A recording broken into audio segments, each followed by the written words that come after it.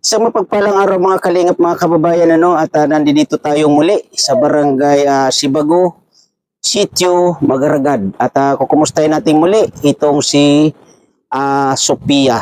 At alamin natin kung ano na ang sitwasyon kasi galing tayo ngayon sa Bagyo dito sa Donsol. Kaya mga kalingap, mga kababayan, tara samahan nyo kami muli sa pagkumusta dito kay Sophia.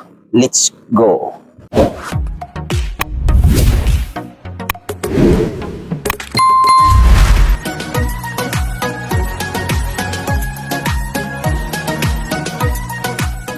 Dito tayo. At hindi pa rin maganda ang panahon kahit na nakalipas na ang bagyo, no? Yan, dito tayo. Ito ang kusina nila, no? At ito ang kabahayan. Magandang araw po! Oh, nagre-ready na sila para sa kanilang... Kumusta po? Ay, daming bisita ni Sophia. Kumusta si Ate Sophia? Okay lang po. Aba, bakit naka all black kaya ta? Ano ang meron? Wala. Okay. So si Kuya, kaano-ano mo? Pinsan po. Pinsan. So, Nay, kumusta po na, Nay? Opo. Wala na ba yung bagyo? Nako, Meron pa rin. mayroon pa. Ayan, grabe, no? So, kumusta po ito si Sophia natin? Abuti naman. Mabuti naman yung kanyang pag-aaral po. Okay naman. Okay naman. Yung nanay niya, Hindi ko naman po matawagan hindi mo matawagan. kung okay kung ano. Oo. So, Ate Sophia, pakisuot mo nga itong mic. Yan, magkwentuhan muna tayo. Ayan, kumusta ka? Okay lang tayo. So, ngayon ay nandito kami muli, no, para makumusta ka nga, no? So, ang pag-aaral mo, kumusta naman? Okay lang. Okay lang. So, yung yung paghahatid sundo, kumusta naman? Okay lang din. Hindi okay. Hindi okay. Bakit? Minsan wala. Minsan wala. So, maglakad ka na lang. Layo. Kung halimbawa lalakarin mo yung papuntang school, magmula dito, mga ilang oras? Sa'yo nanay, mga ilang oras? Kung malayo. Malayo talaga? So siguro, mag-umpisa ka ng maglakad, alas 4 madaling araw. Anong oras ang pasok mo? 7. 7. O, 4, 5, 6, 7. So 4 hours. Pwede na siguro. Di ba nanay? Pwede pa nga makarating ng pang-pang. Hindi pa rin sa makarating pag ganong oras. Hindi. So alas 3 na madaling araw. Alas 3, alas 4, alas 5, alas 6. 5 hours. Kaya mo yun. Tapos, pag pauwi, wala bang dumadaan dito mga jeep? Wala rin? Ano ang mga dumadaan dito? Motor. Motor lang. O di sabay ko doon. Arandiya tatay? O, arandiya pala meron pwede. Alas 4 ng madaling araw, abangan mo siya dyan, sumabay ka na lang pa Donsol. Tapos nauna pa ako tayo sa grade 6. Ay, grade 7. Anong oras ba? Anong oras ba? Alas 6. O, okay na yun. At least naghihintay ka. Doon ka na sa school. Pero, sa ngayon, kumusta na ang yung bang kasi nung dati ang sabi ni nanay ay hindi ka kumakain ng pagpunta ng school. Dapat hindi ganon, no? Nung napapagkwentuhan ninyo ni mama mo? Wala po. Wala. Pero may naman kayo, may komunikasyon ni mama mo. Yung pala yung natanggap mo nung yung tawag nun? Yung galing doon kay Miss Kisnel Channel na, di ba namili kayo nung last na sa mga gamit mo sa school? Ano yung huling mga natanggap mo? Ano type? Ito type pants. Pants. Yan ba yun? Opo. Black pants. Tapos? Tapos, rubber shoes. Rubber shoes. Tapos? Tapos, ano tayo? Wala na. Tapos na. So yun, Miss Kisnel Channel, maraming salamat po no kasi isa ka sa naging kaagapay ng mga batang ito no. At ayan nga pala ay yung kanyang black pants at rubber shoes. So ubuti kasi sa yung rubber shoes, Kasi naman tayo. nagagamit mo naman yon. Opo. Di ba sa school ninyo, ang alam ko na gamit ninyo ay black shoes, tama? Para saan yung rubber shoes? Sa PE. Ah, okay. Sa PE. So yun nga ulitin ko, yung sa service mo ang pinoproblema mo sa ngayon. Opo. So anong suggestion sa mama mo? Yun po. Ano sa akin, like, ano lang, mag-board, ganun. Magbo-boarding ka doon sa bayan. Ang problema, ikaw naman mag-isa. Kayanin mo kaya? Kakayanin. Aba, mahirap yung mag-isa doon sa tinitirahan ha. So pwede nang kasama siguro si Lola Ay, doon. naku. Bakit? Ang dami ko naman inaalagaan yung mga kapatid niya, oh. Walang nag-aalaga dito. So paano siya mag-isa doon kung sakasakali? Kaya naman ata, tay. Kaya naman. Parang hindi. Parang hindi, nanay no? Kasi kung ano mangyari sa kanya doon. Yun. So dapat kailangan may kasama Oo, siya. may kasama. So ikaw na lang nanay ang kasama. Hindi pwede kasi itong mga kapatid niya walang mag-aalaga. So ilan yung alaga mo dito nanay? Bali ilan yan? 4 pa? 4. Aba. So ibig sabihin, maliban dito sa kila Sophia, meron ka pang ibang alaga. Hindi. Ano na lang, 2 yung alaga ko. Mm. Tatlo sa kanila. Mm. Sila, eh. Tapos si tatay, inaalagaan mo rin. Hindi. Ay, hindi. Bakit? Tanda na yun. Ay, bakit? Iba talang bang minalagaan? Marunong naman siya mag-ano ng ano niya. Sarili. Tama yan, tama. So, kumusta yung ninyo dito, sitwasyon? Lalo't galing tayo sa ano tawag nun, bagyo. Kumusta ang natin? Yung pang-araw-araw ninyo, kumusta naman? Wala. Wala. Ulam. Walang ulam. Yung mga ulam namin, oh. Ano yung ulam Ano ninyo? yun? Yun. Saan? Yun, oh. Ano yan? Sa'yo. Yun ang ulam namin, oh. O yan. Oh. Oo. Ano yan? Chicken. Bakit ang liliit niyan, tay? Ganyan naman talaga yan. nguso? Ang nguso sa nguso. Oh, grabe. Ano yan, nagagataan? Gigisa mo na bago gataan. Ay, ganon. Grabe. Saan niya nakukuha, nanay? Doon sa tibo. Sa, ano yan, sa tabang o sa alat? Tabang. Sa tabang. Halo sila, halo. Hmm. Buti, kumakain ka nun ganon, Sophia. Oo, tay, no choice eh. Alang No choice. Pero gusto mo ng lechon. gusto. Ay, Gusto mo ng lechon. So, yun nga, no? Yun pala yung, hirap pala talaga dito ang sitwasyon, ano? Kasi lalong-lalo na pag ganito galing tayo sa, anong tawag ito, bagyo. May bigas kayo dyan. Kasi manghihiram sana ako kahit ng mga 3 kilo. Anay.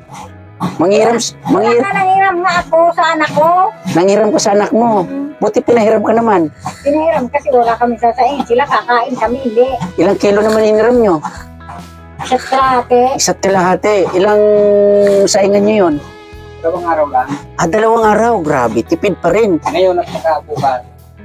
24 oras lang. Sa hapon, wala na naman. Ay, dapat ka na magtrabaho, Sophia. Bakit? Bata pa, hindi pa pwede.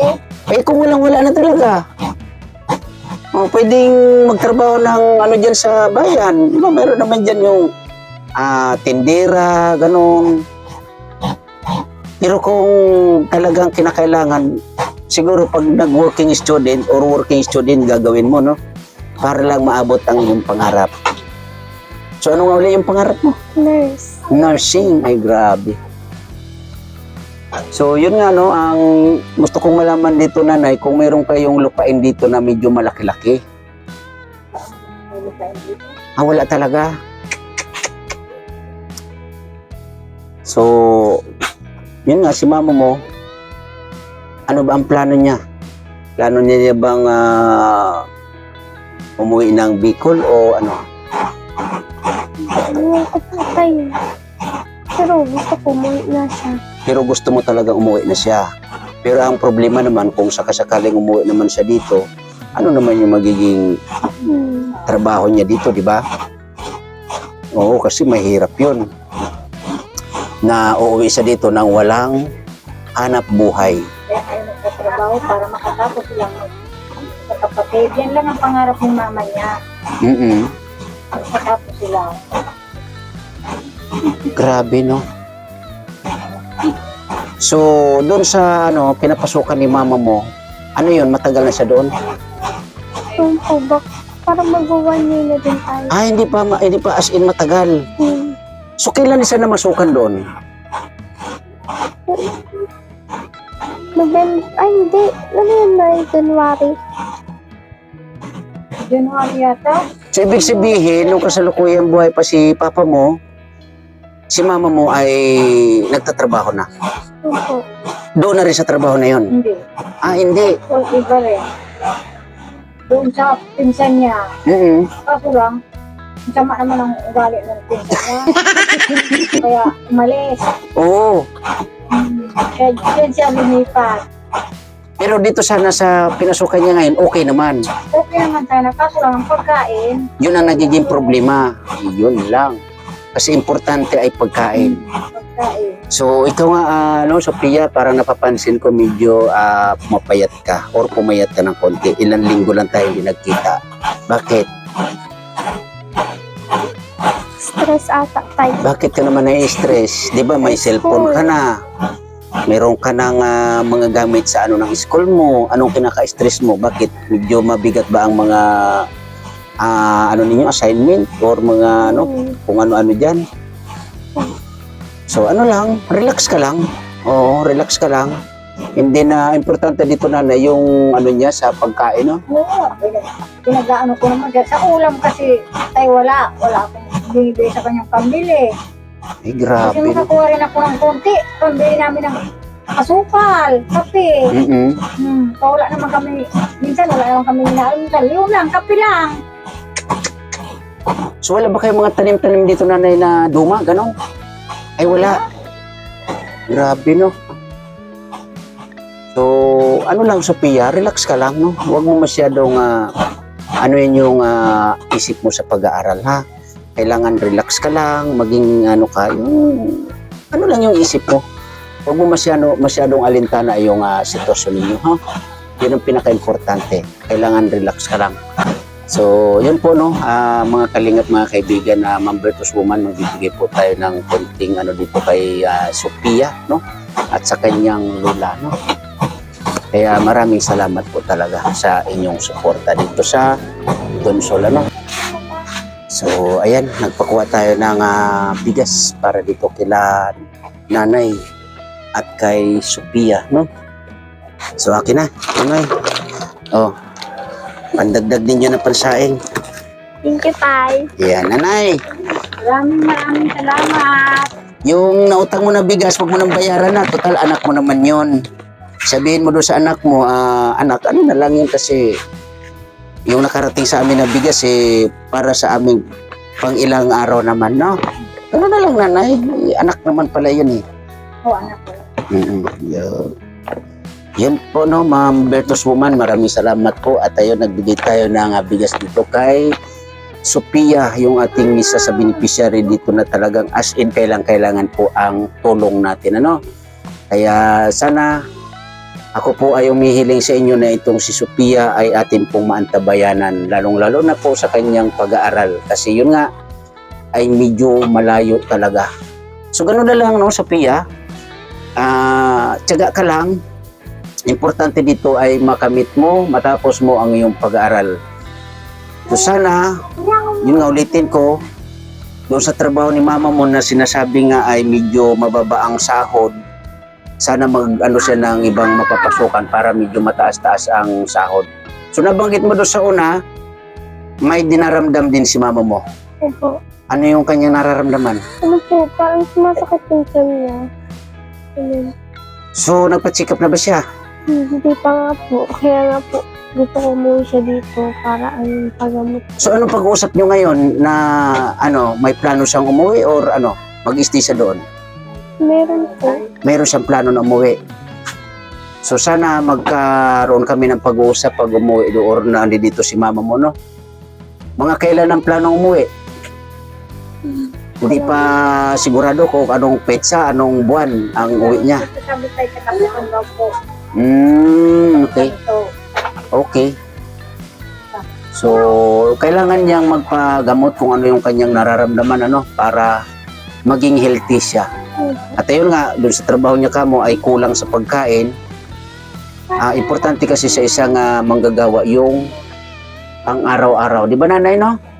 Kasi kung kulang tayo sa kain, ikaw ba yung pagkain mo? Kumusta naman? Baka mamaya pinapabayaan mo yung pagkain mo.